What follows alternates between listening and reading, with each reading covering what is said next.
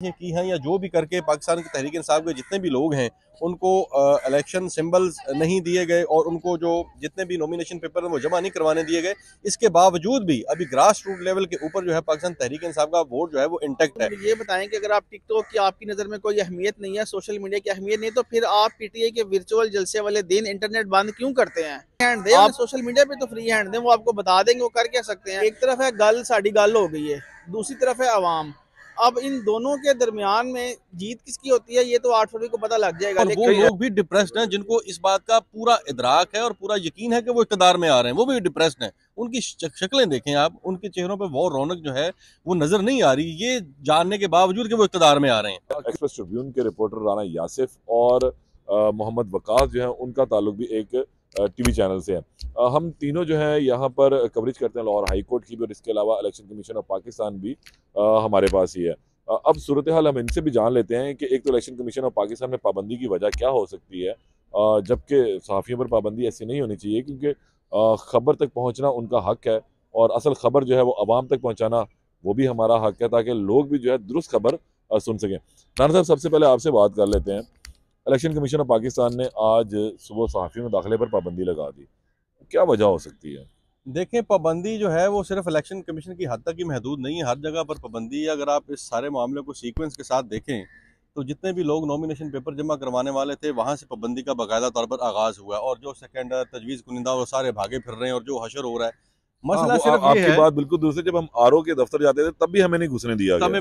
मसला सिर्फ ये है कि अपनी मर्जी के जो लोग हैं वो बिठा के अपनी मंशा के मुताबिक रिजल्ट्स लेने और जो एक लंदन प्लान है और जो एक मनसूबा बंदी की गई है किसी मखसूस जमात को लाने के लिए, उस प्लान को एग्जीक्यूट करना मकसद है। अब सवाल यह है कि इलेक्शन कमीशन जो है वो मुख्तलिफ मल्टीपल इशूज़ के ऊपर वहाँ पर प्रोसीडिंग्स चल रही हैं, जिसमें अलॉटमेंट ऑफ इलेक्शन सिंबल है और कल सिंबल्स की आपको पता है कि कल सिंबल्स के हवाले से जो है एक समाअत हो रही थी, वो भी साफियों को अटेंड नहीं करने दी गई। मैं वही अर्ज कर रहा हूँ ना, वो इसीलिए नहीं करने दी जा रही ना ताकि वो जो असल जो चीज़ है वो लोगों तक ना पहुँच सके। मतलब देखें, अगर ग्राउंड रियलिटी की बात करें, कोई पाकिस्तान मुस्लिम लीग नवाज और दीगर जो जमातें हैं उनको वो स्पेस नहीं मिल पा रही। वो एक माहौल जो एक इलेक्शन का होता था, जो जो सुनते थे लोग या जो लोग इलेक्शन के पास देखते थे, वो माहौल नहीं है। तो बड़े डिप्रेस्ड लोग हैं और वो लोग भी डिप्रेस्ड हैं जिनको इस बात का पूरा इदराक है और पूरा यकीन है कि वो इक़्तिदार में आ रहे हैं, वो भी डिप्रेस्ड हैं। उनकी शक्लें देखें आप, उनके चेहरों पर वो रौनक जो है वो नजर नहीं आ रही, ये जानने के बावजूद कि वो इक़्तिदार में आ रहे हैं। क्योंकि इस वक्त हम देख रहे हैं इलेक्शन का माहौल नहीं बन पा रहा ना। अब वो इंतखाबी मुहिम नहीं है, लोगों क्योंकि बैनर्स नहीं लगे, पोस्टर नहीं लगे और ये तमाम फ्लेक्सेस नहीं लगी हुई। जी, मैं यही अर्ज कर रहा हूँ कि जब आपको इस बात का यकीन दे दिया गया है, अब जब आपको ग्रीन सिग्नल दे दिया गया है कि नेक्स्ट एपिसोड जो है वो आपकी है, तो फिर वो जो चमक दमक एक इलेक्शन की होती थी, वो जो ढोल ढमक्का और जो ढोल की थाप होती थी, वो सारा जो एक माहौल बनता था इलेक्शन का, वो जो चौक चौराहे और जो थड़े की सियासत होती थी, वो तो अब खत्म है। अब तो बालाई सतह के ऊपर जो है वो सारा पिक एंड चूज चल रहा है। वो पिक चूज हो चुका हुआ है। अब तो सिर्फ 8 फरवरी का लोग इंतजार कर रहे हैं और माला भी लोगों ने लेके शेरवानियां सला के सूट सारे पूरे किए हुए हैं, टाई शाई हर चीज तैयार है, सिर्फ 8 फरवरी का इंतजार है। और 8 फरवरी के बाद वो सारा एक माहौल बना दिया जाएगा। बाजी ये लोग नून लीग ने तो अपनी कैंपेन शुरू भी कर दी है। वकास, सईद गुल आपके बड़े अच्छे दोस्त थे, क्या वजह बनी है, उनको क्यों भिजवा दिया वापस यकदम? देखिए हरून भाई, मामला आगे हो जाए जरा, ताकि जो है ना हम साहब आप मेरे इस साइड पर आइएगा। जो रिटर्निंग अफसरान का जो मामला था आपके सामने ही है, जिस तरह कागजात नामजदगी छीने गए। और सईद गुल का जुर्म ये था कि उन्होंने अपने मौकफ पर स्टैंड लिया। क्या क्या क्या मौकफ था देखिए, उन्होंने एक चीफ सेक्रेटरी को एक और आईजी पंजाब को एक मरासला लिखा था, जिसमें ये कहा था कि पंजाब भर के जितने भी रिटर्निंग अफसरान हैं उनकी काबिलियत जीरो है। अच्छा, मतलब ये एसी सीएसएस करके आते हैं और काबिलियत जीरो? मतलब काबिलियत इन सेंस के वो इलेक्शन करवाने की अहलियत नहीं रखते। वो इंतजामी तौर पर तो होंगे, लेकिन फिर सईद गुल पर भी तो वकास एक आएगा नहीं। इन्होंने उन तमाम आरओस को ट्रेनिंग भी तो दी और उसके बाद वो कह रहे हैं कि जनाब ये अहल नहीं थे। देखें, सईद गुल जो है वो एक अहकामात पर अमल दरामद करने वाली बॉडी है। उनको चीफ इलेक्शन कमिश्नर से अहकामात मिलते हैं, वो उस पर एग्जीक्यूट कर देते हैं। उन्होंने खुद से इन आरओज़ को सिलेक्ट नहीं किया, ना ही उनकी ये मंशा थी। वो ये चाहते थे कि जुडिशरी से आरओज़ हों, लेकिन वो उन्हें प्रोवाइड नहीं किए गए। उसके बाद मामला कुछ यूँ हुआ कि मुसलसल शिकायत, तकरीबन 673 शिकायत सूबाई इलेक्शन कमीशन ऑफिस में जमा करवाई गई, जिसमें यह कहा गया कि आरओज़ जो है वो ना तो अकोमोडेट कर रहे हैं और पीटीआई के कैंडिडेट्स को बिलखसूस वो कॉर्नर कर रहे हैं। तो इस सारे मामले पर रात 11:30 बजे आईजी पंजाब को और चीफ सेक्रेटरी को एक बड़ा तगड़ा मरासला लिखा गया सूबाई इलेक्शन कमिश्नर की जानिब से, जिसमें बड़े खुले अल्फाज में ये कहा गया कि ना तो पुलिस ताउन कर रही है, ना इन आरओज़ की काबिलियत है। अगर ऐसे ही प्रोसेस चलता रहा तो इलेक्शन की शफाफियत पर सवालिया निशान उठेगा।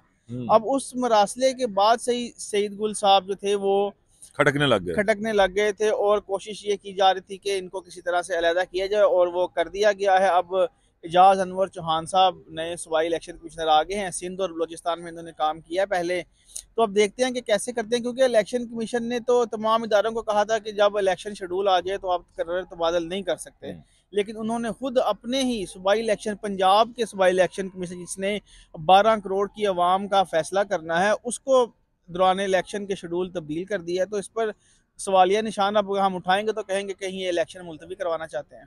अच्छा राना साहब, क्या हिकमत अमली हो सकती है इस तमाम सूरत हाल में? पीटीआई अब किस तरह स्टैंड करेगी? आज़ाद उम्मीदवारान है, मुख्तलिफ सिंबल्स हैं, क्या कोई अंदर की खबर है? देखें, पीटीआई तो अपने वोट बैंक के ऊपर उनकी रिलायंस रही है और उनकी रिलायंस अब भी अपने वोट बैंक के ऊपर है। और वोट बैंक हमेशा याद रखें कि पार्टी को डंट हमेशा उस वक्त पड़ता है जब उसका वोट बैंक जो है वो डिस्ट्रॉय हो जाए, उसमें कोई डिवीजन पैदा हो जाए। अभी तक उनका जो वोट बैंक है वो तो है इंटैक्ट, उसको कोई भी ऐसी साजिश, कोई भी ऐसा मरहला उसको जो है वो अभी उनसे दूर नहीं कर सका। पाकिस्तान तहरीक इंसाफ का जो ये मामला है ये थोड़ा सा हट के है, और जितनी भी साजिशें अभी तक हुई हैं, जितने भी मामला अभी तक चलाए गए हैं, उसमें पाकिस्तान तहरीक इंसाफ का जो वोट है वो अभी इंटैक्ट है। भले ही इन्होंने जितनी भी साजिशें की हैं या जो भी करके पाकिस्तान की तहरीक इंसाफ के जितने भी लोग हैं उनको इलेक्शन सिंबल्स नहीं दिए गए और उनको जो जितने भी नॉमिनेशन पेपर हैं वो जमा नहीं करवाने दिए गए, इसके बावजूद भी अभी ग्रास रूट लेवल के ऊपर जो है पाकिस्तान तहरीक इंसाफ का वोट जो है वो इंटैक्ट है। इनकी स्ट्रेटजी तो कोई भी नहीं है मां सिवाय इसके कि इनका जो सोशल मीडिया है या इनकी जो लोगों के साथ एक वाबस्तगी है या सिंपैथी वोट कह लें, या लोग ये समझते हैं कि इमरान खान जो है वो राइट के ऊपर है और जिन लोगों को एक मखसूस प्लान के तहत एग्जीक्यूट किया जा रहा है, और जब भी पाकिस्तान को उनकी ज़रूरत पड़ी है, जब उनकी ज़रूरत पड़ी है वो तब जो है वो पाकिस्तान को छोड़ के बाहर दौड़े हैं। लोग भी इस को जानते हैं, और जितनी मखसूस, वो तो खुद कहते हैं मुझे क्यों निकाला। मैं वही अर्ज कर रहा हूँ ना, वो ये तो मतलब देखें ना, कोई किसी को क्या निकालता है, अब वो आ भी तो रहे ना जी। अपने कुछ ऐसी पॉलिसीज होती हैं, कुछ ऐसी चीज़ होती है जिसकी बुनियाद के ऊपर लोग नफरत या उसको एक्सेप्ट करते हैं। यहाँ पर एक बात मैं वकास से पूछना चाहूँगा। वकास, ये भी राना साहब ने कहा कि जो वो ला भी रहे हैं और फिर वो शिकवे भी कर रहे हैं, क्या बात है कि सुनने में आ रहा है कि जो पाकिस्तान मुस्लिम लीग नून है उसने अपने कायद के जलसों का शेड्यूल जो है वो एकदम कम कर दिया है और मुमकिन है वो कम ख़त्म भी कर रहे हैं। कल हाफजाबाद जलसा हुआ, कुछ क्या वहाँ गए हुए थे, क्या मामला है? राणा साहब, जिस जगह भी मुस्लिम लीग नून के लोग जा रहे हैं वहाँ पर उनको बड़े सख्त हालात का सामना करना पड़ रहा है। कल हाफजाबाद में जो जलसा हुआ उसके बाद जो सोशल मीडिया पे यूट्यूबर्स ने जो उस जलसे का पोस्टमार्टम किया, तो उसके बाद लगता नहीं है कि मियाँ साहब अब दोबारा इंतखाबी मुहिम में हिस्सा ले पाएंगे, क्योंकि देखिए एक तरफ है गल साड़ी गल हो गई है, दूसरी तरफ है आवाम। अब इन दोनों के दरमियान में जीत किसकी होती है ये तो 8 फरवरी को पता लग जाएगा। लेकिन ऐसा तो नहीं है राणा साहब वकास कि मियाँ साहब अब उस शेर की तरह जिसको बिठाया हुआ है व्हील चेयर के ऊपर और उसको ला के दिखा दिया जाता है जी ये शेर है, और शेर में ताकत कोई नहीं रही है। जाहिर बात है, ताकत तो अवाम के साथ बनती है ना जी। जब अवाम की ताकत ही ना हो तो फिर शेर छोड़ के आपको बब्बर शेर भी ले आए, वो तो फिर इसी तरह का सर्कस टाइप का शेर होता है। तो आप समझ इन्होंने कह रहे हैं बिल्कुल सही, मैं 100% एग्री कर रहा हूँ। कल अयाज सादिक साहब कैंपेन करने गए हैं अपनी, बाकायदा सिक्योरिटी गार्ड हल्का N120 में बाकायदा सिक्योरिटी गार्ड उनके साथ थे, लेकिन वहाँ पर जाकर जिस हजीमत का उन्हें सामना करना पड़ा, जैसे अवाम ने सवालात किए उनसे और पूछा कि आप 5 साल किधर थे, कहाँ थे, क्या किया, क्या लिया, क्या दिया, तो उसके बाद बड़ा मुश्किल हो रहा है। बस वो इसी चीज़ पे अब रिलाई कर रहे हैं कि साड़ी गल हो गई है, इसके अलावा कोई ऑप्शन नहीं है।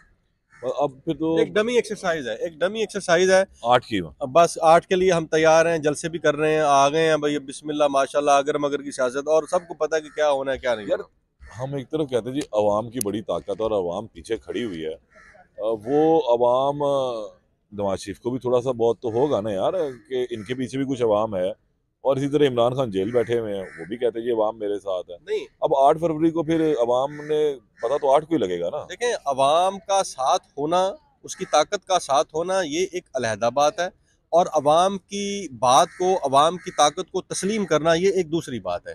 ये वाली बात को आप किस तरह कहेंगे? देखें, राना साहब की बात बड़ी वैलिड है यहाँ पे, मैं ये समझता हूँ, क्योंकि अवाम की ताकत ही सब कुछ है। इमरान खान के पास सिर्फ सब चीज़ें इमरान खान के खिलाफ हैं, सिर्फ एक चीज़ इमरान खान के हक में है, वो है अवामी सपोर्ट। और उसको उसी को यार वो तो टिकटॉक पे ज्यादा नजर आती है, सोशल मीडिया एक्स के ऊपर ज्यादा नजर आती है। लोग चला रहे, एक आधा आदमी चला रहा है और वो चला ही जा रहे हैं। कल जो आप कहते पोस्टमार्टम हुआ वहाँ मैंने भी देखा, और आप तो खैर वहाँ थे कि जनाब लोग कह रहे जी हम सिर्फ यहाँ बिरयानी देखने आए थे, बंदा देखने आए थे, देख लिया जा रहे हैं। अब अगर ये लोग 8 को ना निकले तो क्या होगा? अगर आप ये समझ रहे हैं तो मुझे ये बताएं कि अगर आप टिकटॉक की आपकी नज़र में कोई अहमियत नहीं है, सोशल मीडिया की अहमियत नहीं है, तो फिर आप पीटीआई के वर्चुअल जलसे वाले दिन इंटरनेट बंद क्यों करते हैं? आप उन्हें करने दें।